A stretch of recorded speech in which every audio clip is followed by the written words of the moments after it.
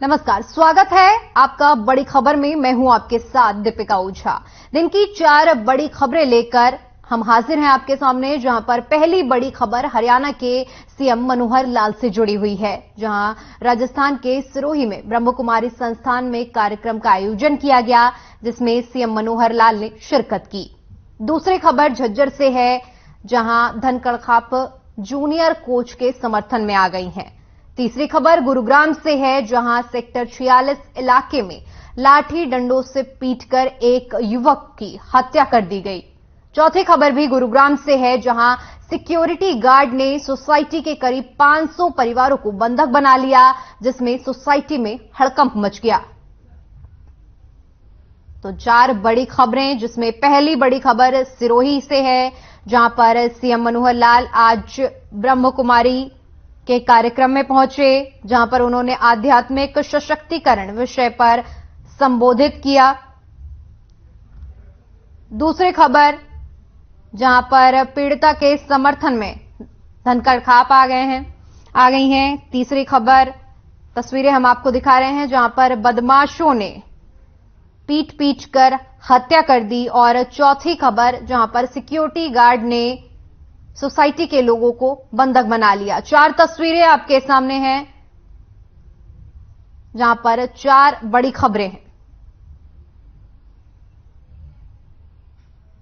राजस्थान के सिरोही ब्रह्म कुमारी संस्थान में कार्यक्रम आयोजित किया गया। ये कार्यक्रम आध्यात्मिक सशक्तिकरण विषय पर रहा, जिसमें हरियाणा के सीएम मनोहर लाल ने भी शिरकत की। कार्यक्रम को संबोधित करते हुए सीएम ने आध्यात्मिक सशक्तिकरण पर संबोधित किया। सीएम ने कहा कि सिर्फ चांद पर पहुंचना या सड़कें बनाना ही विकास नहीं है, आध्यात्मिक तौर पर शांति होना भी जरूरी है। इसी के साथ ही सीएम मनोहर लाल ने 21 जून को योग दिवस के रूप में मनाए जाने के लिए पीएम मोदी का भी आभार जताया।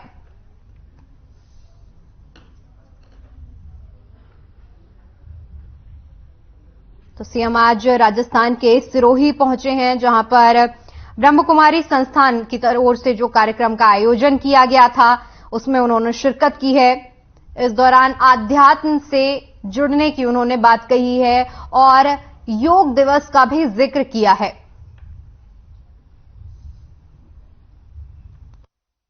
जिस प्रकार का अपना यह संगठन है, जिस प्रकार का यह विश्वविद्यालय है, ब्रह्म कुमारी का जो मिशन है, इसके आगे मैं नतमस्तक होता हूं।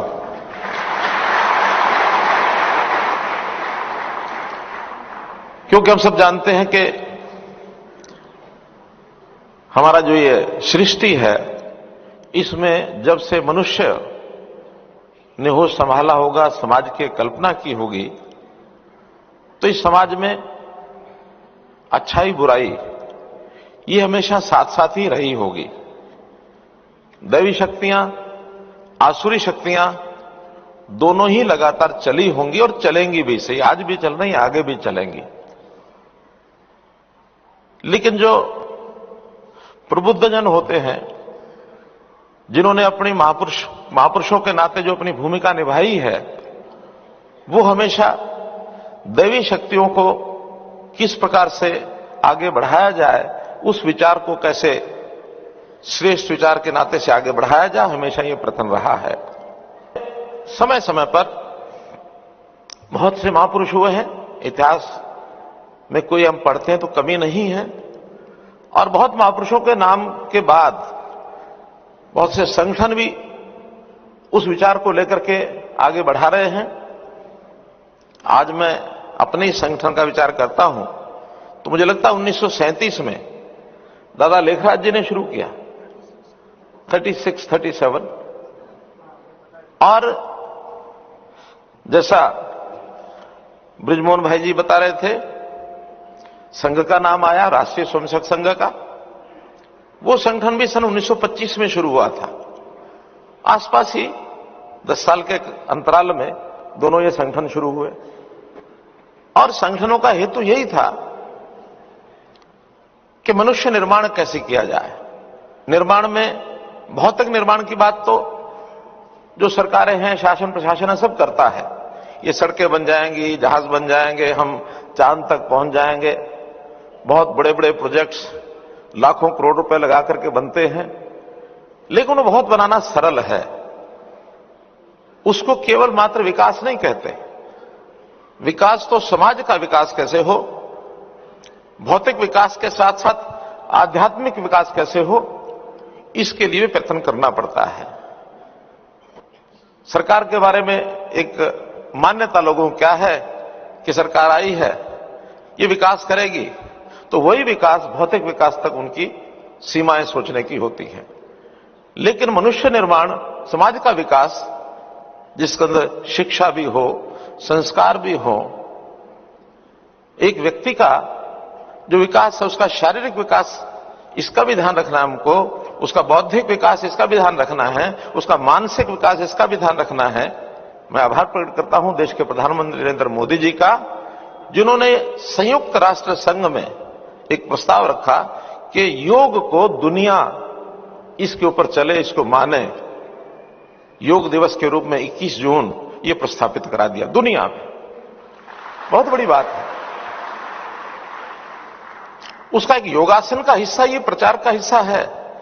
लेकिन योग साधना ये तो आध्यात्मिकता को लेकर के आएगी, तो आध्यात्मिक तौर पर उस मनुष्य का स्तर ये कैसे ऊंचा उठाया जाए, जो व्याधियां समाज में है उसको कैसे समाप्त किया जाए।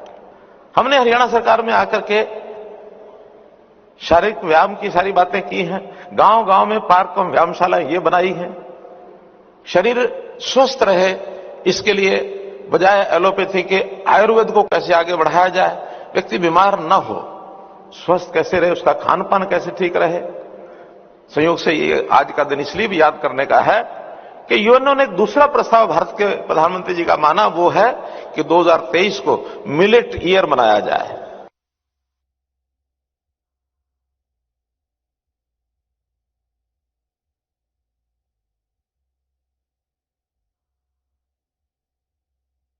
खबर झज्जर से है, जहां पिछले दिनों जूनियर कोच की ओर से प्रदेश के खेल मंत्री संदीप सिंह पर छेड़छाड़ का आरोप लगाया गया।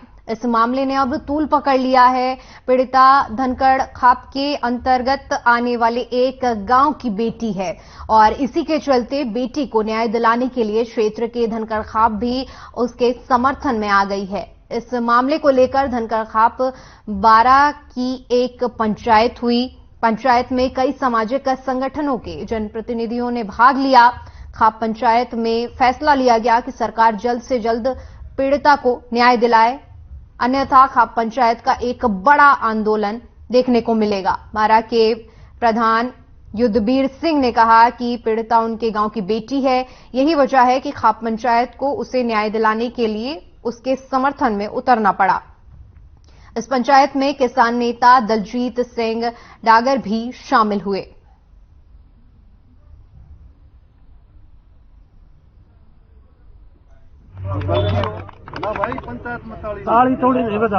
देखिए, फैसला जो लिया गया है खाप पंचायत के अंदर, वो बिटिया के पक्ष में लिया गया है कि बिटिया को न्याय दिलाने की पुरजोर वकालत की जाएगी और जिस भी स्तर पे ये सरकार मानेगी, जिस भी तरीके को ये सरकार समझती है, वो तरीका हम अपनाएंगे। और हम तो ये कहना चाहेंगे कि संदीप को जो खेल मंत्री है वो खुद एक खिलाड़ी रहा है, उसको शर्म आनी चाहिए। खिलाड़ियों के साथ ऐसा व्यवहार किया उसने, और उससे भी ज्यादा शर्म की बात इस राज्य सरकार की है कि इसका एक भी मुख्यमंत्री या कोई भी मंत्री बिटिया के पक्ष में या उसको न्याय दिलाने के लिए आगे नहीं आया है। तो हम ये कहना चाहेंगे कि ये सरकार शनिवार तक का हमारी खाप पंचायत ने टाइम दिया है कि जो खेल मंत्री है जिसने हमारी बेटी के साथ छेड़छाड़ी की है, खट्टर साहब ने उसका वैसे तो खेल विभाग ले लिया, लेकिन मंत्री पद उसका अभी भी बरकरार है। तो हमारी खाप ने फैसला लिया है अब उसका मंत्री पद उसको बर्खास्त किया जाए और उसकी गिरफ्तारी की जाए, निष्पक्ष उसकी जांच की जाए। जो खाप पंचायत है उसने अपना जो डिसीजन लिया है वो हमारी बेटी को उचित न्याय दिलाने के लिए और मंत्री से, स्पोर्ट्स मिनिस्टर से स्पोर्ट्स का ही मामला नहीं अपितु उसके सभी विभाग उससे छीने जाएं, सिंपल एमएलए उसको छोड़ दिया जाए, उसको रिजाइन लिया जाए और उसके खिलाफ इस इनडिसिप्लिन के लिए और इस मोलेस्टेशन के लिए, जघन्य अपराध के लिए उसको सजा दी जाए।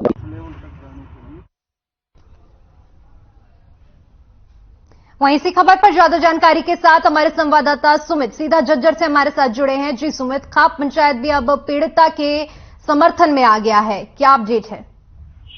देखिए, आपको बता दें कि पिछले दिनों जूनियर कोच द्वारा प्रदेश के खेल मंत्री संदीप पर लगाए गए छेड़खानी के आरोप में आज तूल पकड़ता नजर आ रहा है। और पीड़िता जो है झज्जर जिले के गांव की है और झज्जर जिले में ही धनखड़ खाप के अंतर्गत आने वाले जो एक गांव की बेटी है, उसी के चलते आज एक धनखड़ खाप ने अपने चबूतरे पर एक पंचायत की है और बहुत बड़ी पंचायत जो है झज्जर में हुई है। और इसमें जो है आपको बता दें, जो पंचायत खाप के जो पंचायत की नेता है, उन्होंने खेल मंत्री से बर्खास्त की मांग उठाई है। साथ ही जो इनके पीड़िता के जो पिता है, उन्होंने भी बर्खास्त की मांग उठाई है। और इन्होंने खुद इतना ही नहीं, पंचायत में जो पीड़िता के जो पिता भी थे इनमें शामिल थे और पत्रकार भी शामिल थे, जो उनसे बात करते उन्होंने खाप पंचायत पर पूरा विश्वास भी दिलाया है और उम्मीद है जो जल्द से जल्द खाप पंचायत उनकी बेटी को न्याय दिलवाने का भी काम करेगी।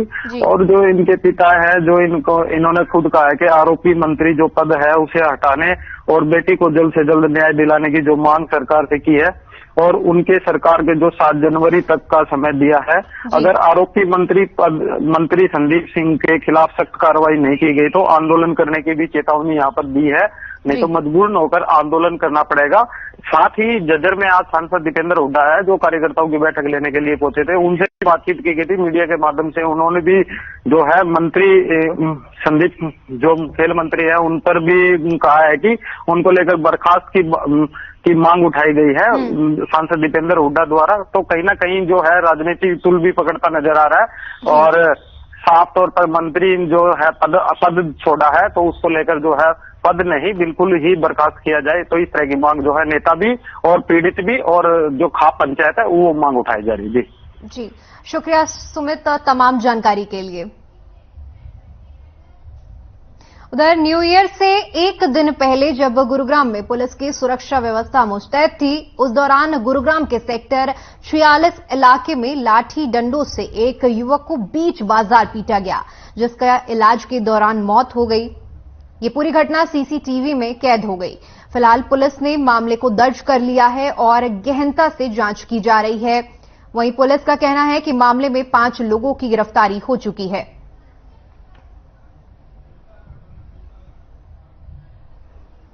तो तस्वीरें हम आपको दिखा रहे हैं जहां पर नए साल के मौके पर इस तरह की घटना सामने आई है।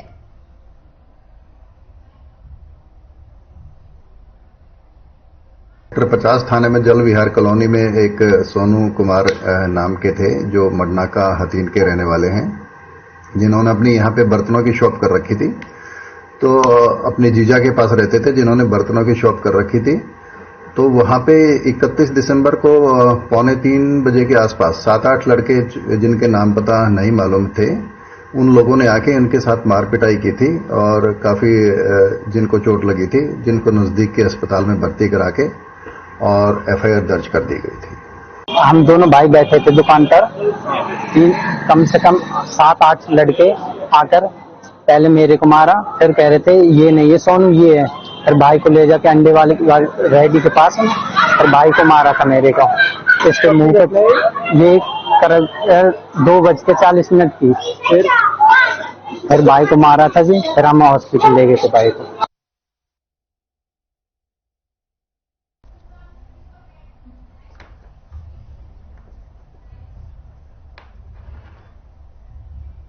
वहीं इसी खबर पर ज्यादा जानकारी के साथ गुरुग्राम से हमारे ब्यूरो हेड सुशील सिंह जुड़े हैं। जी सुशील, सरकार के प्रशासन की तरफ से दावे किए जा रहे थे 31 तारीख और नए साल की सुरक्षा को लेकर, लेकिन इस तरह की घटना सामने आई है।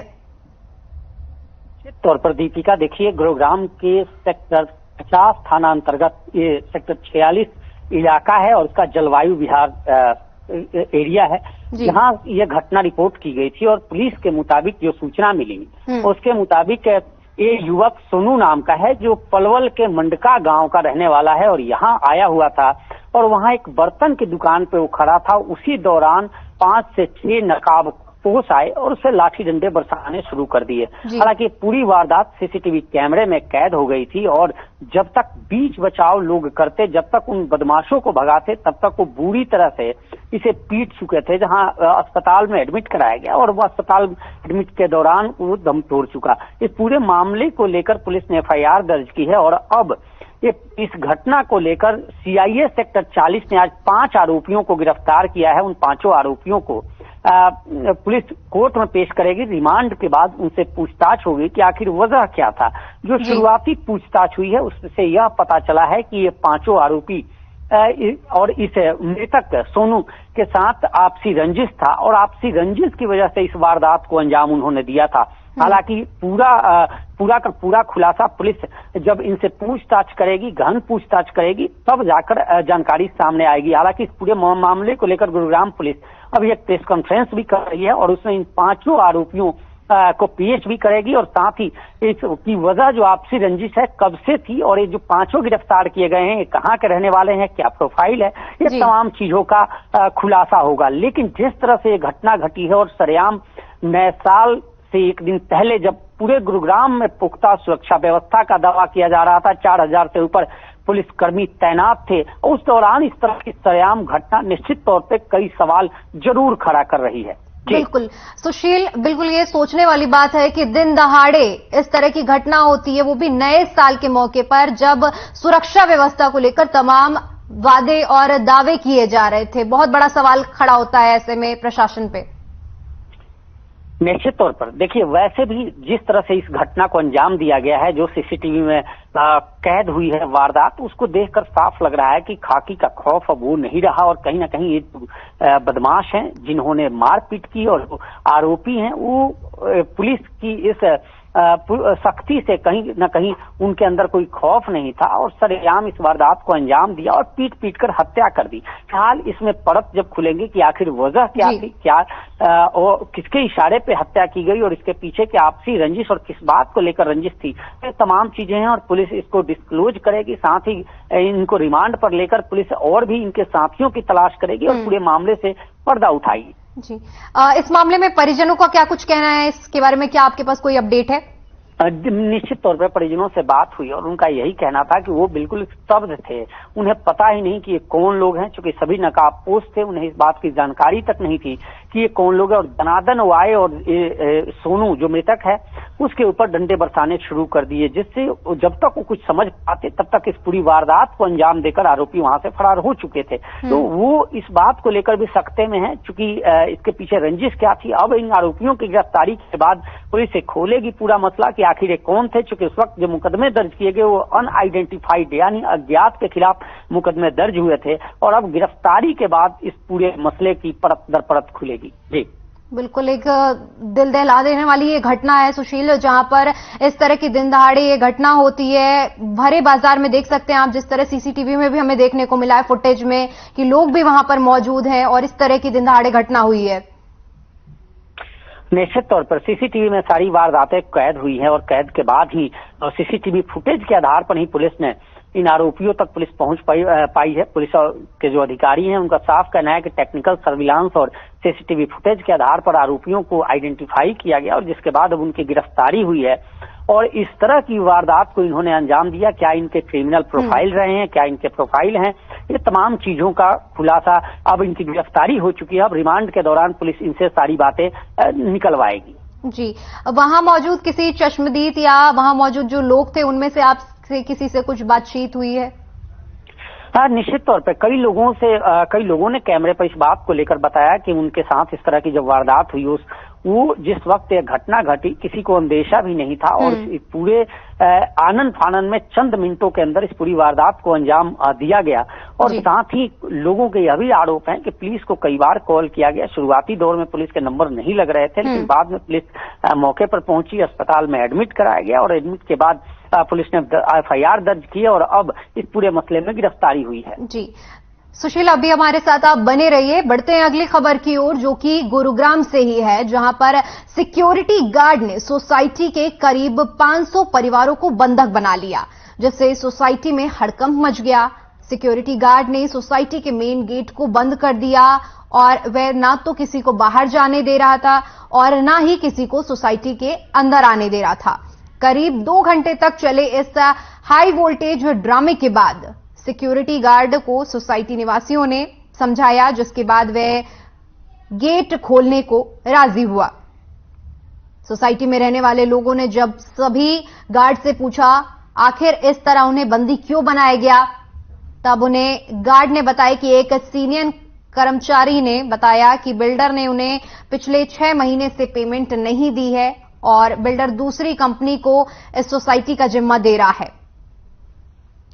वहीं आरडब्ल्यूए प्रेसिडेंट का कहना है कि वह हर महीने मेंटेनेंस के नाम पर पैसा लेता है, लेकिन यह बहुत ही गलत बात है। बिल्डर ना तो सिक्योरिटी कंपनी का पैसा दे रहा है और ना ही सोसाइटी का मेंटेनेंस करा रहा है।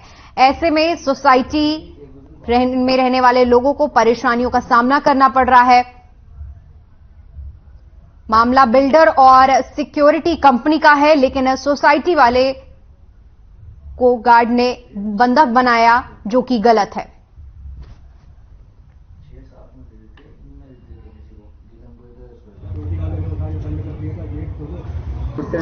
समस्या मेंटेनेंस की है, कहीं प्लास्टर झड़ा हुआ है, कहीं पे गड्ढे खोदे हुए हैं, कहीं पे रोड खराब हो रखा है।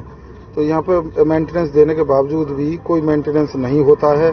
चाहे कहीं से प्लास्टर झड़ जाए, कहीं से छज्जा गिर जाए। मेरा छज्जा गिरा हुआ है जिसको 1-1.5 साल हो गया, उसके बारे में मैंने मेंटेनेंस ऑफिस में अवगत कराया है। 1 साल से उस पर कोई कार्रवाई नहीं है। व्हाट्सएप के माध्यम से, टेलीफोन के माध्यम से। ये आज सुबह हम लोग को पता लगा कि सिक्योरिटी के दोनों गेट बंद कर रखे थे। हम लोग रेजिडेंट अंदर कैद थे एक तरह से, ठीक है। उसका कारण जब पूछा तो पता लगा कि सिक्योरिटी की जो टीम है या जो इनकी कंपनी है, ग्रुप है जो इनका, उसको 6 महीने से पेमेंट नहीं मिल रखी है। इस वजह से इन लोगों ने सिक्योरिटी के दोनों गेट बंद कर दिए, जिससे कि रेजिडेंट को काफी प्रॉब्लम हो रही थी, ठीक है। और हम लोग तो पैसा दे रहे हैं, हमें आज जाके पता लगा कि पिछले 6 महीने से इनकी पेमेंट अटकी हुई है, ठीक है। और कुछ सिक्योरिटी को चेंज का भी इनका इशू है कि सिक्योरिटी नई सिक्योरिटी लेके आएंगे, तो नई सिक्योरिटी जो लेके आएंगे पता नहीं उसको भी पेमेंट देंगे कि नहीं देंगे। आगे हम लोग को फिर से यही प्रॉब्लम शुरू होगी। जेंटलमैन साहब आगे घुमा देंगे। जी, इसी खबर पर हमारे साथ सुशील जुड़े हुए हैं। सुशील, बहुत ही अजीबोगरीब मामला सामने आया है। सोसाइटी के लोगों को ही सोसाइटी के गार्ड ने बंधक बना लिया। बिल्कुल दीपिका, देखिए गुरुग्राम के सेक्टर 104 इलाके की है, जारा सोसाइटी है, अफोर्डेबल सोसाइटी है। वहां की ये घटना है और सिक्योरिटी पर्सनल जो हैं, जो गेट पे हैं, चूंकि गेटेड सोसाइटी है और वहां उन पर आरोप है कि उन्होंने गेट में ताला लगा दिया था और करीब 2 घंटे तक किसी भी रेजिडेंट को न बाहर जाने दे रहे थे, ना ही कोई रेजिडेंट अंदर आ रहा था। इस पूरे मामले को लेकर कई बार शिकायतें हुई। अंदर के लोगों ने पुलिस को भी फोन किया, प्रशासन को भी फोन किया कि उन्हें अंदर बंधक बनाया गया है। और जब सिक्योरिटी कंपनी से भी बात हुई तो उनका कहना था कि करीब 6 महीने से जो बिल्डर है वो उनको पेमेंट नहीं कर रहा है और अब इस सोसाइटी की जिम्मेदारी किसी और सिक्योरिटी एजेंसी को दी जा रही है, जिसको लेकर ये नाखुश है। हालांकि यह पूर्णतः गलत है। इस पूरे मामले को लेकर एक्शन किया जा रहा है कि आखिर कोई सिक्योरिटी कंपनी किसी भी सोसाइटी को कैसे गेट लॉक कर सकता है, कैसे बंधक बना सकता है। लोगों में, रेजिडेंट्स में गुस्सा है और उनका साफ कहना है कि वे लोग पैसे जमा करते हैं मेंटेनेंस के तौर पे, लेकिन इसके बावजूद भी इस तरह की हरकत हुई है। तो निश्चित तौर पे ये मामला पुलिस के पास ही पहुंचा है और अब इस मामले की इंक्वायरी की जा रही है। बिल्कुल सुशील, जिस तरह से मामला देखिए बिल्डर का है और सिक्योरिटी कंपनी को भुगतान नहीं हुआ है, लेकिन बीच में जो लोग हैं उनको बंधक बनाया गया, ये कहां का इंसाफ हुआ? निश्चित तौर पर देखिए इस पे कार्रवाई बनती है और अब जो पुलिस के पास मसला है, पुलिस इस मामले में जांच कर रही है और जांच कर जो भी एक्शन बनता है सिक्योरिटी एजेंसी के खिलाफ बनता है और उसके खिलाफ कार्रवाई भी होगी। चूंकि जिस तरह से लॉक किया गया गेट और 2 घंटे तक लोगों को ना बाहर जाने दिया ना अंदर आने दिया और 1 जनवरी था, अमूमन सबके रिश्तेदार आ रहे थे, सब लोग एक दूसरे से मिलने जा रहे थे और जो हाई वोल्टेज ड्रामा चला उससे कहीं ना कहीं लोगों में रोष जरूर है। और अब देखना है कि क्या कुछ इस बिल्डर पे और क्या कुछ इस सोसाइटी के जो सिक्योरिटी पर्सनल हैं, जो कंपनी है सिक्योरिटी की, उन पर क्या कुछ कार्रवाई होती है। चलिए सुशील, तमाम जानकारी के लिए आपका बहुत बहुत शुक्रिया। तो दिन की 4 बड़ी खबरों के साथ हमने आपको 4 बड़ी खबरों से रूबरू कराया, जहां पर 4 बड़े बड़े मुद्दे हमने आपको बताए। फिलहाल आज के लिए इतना ही। देश और दुनिया की तमाम बड़ी खबरों के लिए बने रहिए हमारे साथ। नमस्कार।